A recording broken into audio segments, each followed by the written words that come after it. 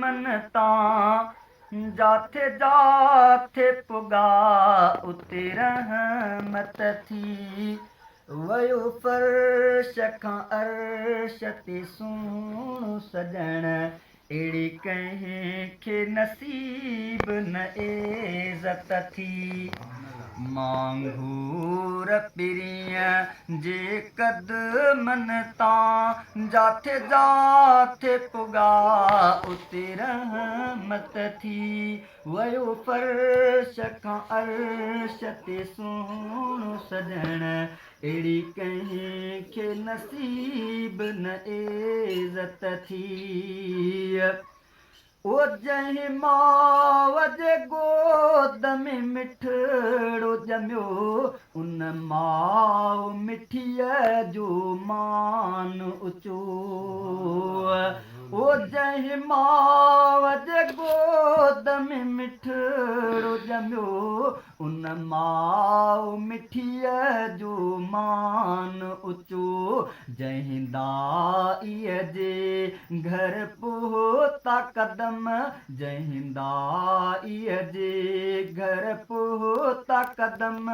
वॾी दाई हलीमा जी शोहरत थी वयो फर्श खां अर्श ते सुहिणो सजण अहिड़ी कंहिंखे नसीब न इज़त थी मांगूर पिरीअ जे क़दमनि तां जाथे जाथे पुगा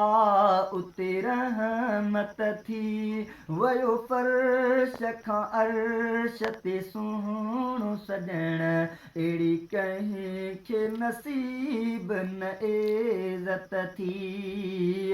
ओ जंहिं शहर में सुहिणो ॼमियो ऐं घुमियो उन शहर मके जो शान ॾिसो ओ जंहिं शहर में सुहिणो ॼमियो ऐं घुमियो उन शहर मके जो शान ॾिसो जंहिं सवारीअ ते पहिरीं रखे कदम उन सवारीअ में वॾी ताक़त थी वयो फर्श खां अर्श ते सुहिणो सजण अहिड़ी कंहिंखे नसीब न इज़त थी मांगूर पिरीअ जे क़दमनि तां जाथे जाथे पुगा उते रहमत थी वयो फर्श खां अर्श ते सुहिणो सजण अहिड़ी कंहिंखे नसीब न इज़त थी ओ जे कदम पिरीअ जा मदीने पुगा थिया आला मदीने जा रुतबा सुभान अल्लाह ओ जे कदम पिरीअ जा मदीने पुगा थिया आला मदीने जा रुतबा जे पहुता अयूब जे घर में कदम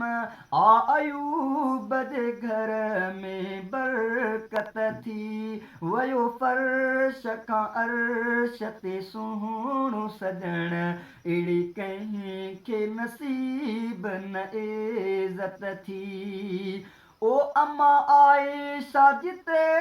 रहंदी हुई सदा महबूब उते जो कदम रखिया ओ अम्मा आयशा जिते रहंदी हुई सदा महबूब उते जो कदम रखिया मौला जे करम सां जाए उहा जानीअ जे करे आ जन्नत थी वयो फर्श खां अर्श ते सुहिणो सजण अहिड़ी कंहिंखे नसीब न इज़त थी ओ जे कदम पिरीअ दुनिया में रखिया शहजादा सजाई दुनिया खुदा हर दिल मां दूर थी नफरत वई हर दिल में पैदा उल्फत थी वयो फर्श खां अर्श ते सुहिणो सजण अहिड़ी कंहिं खे नसीब न इज़त थी।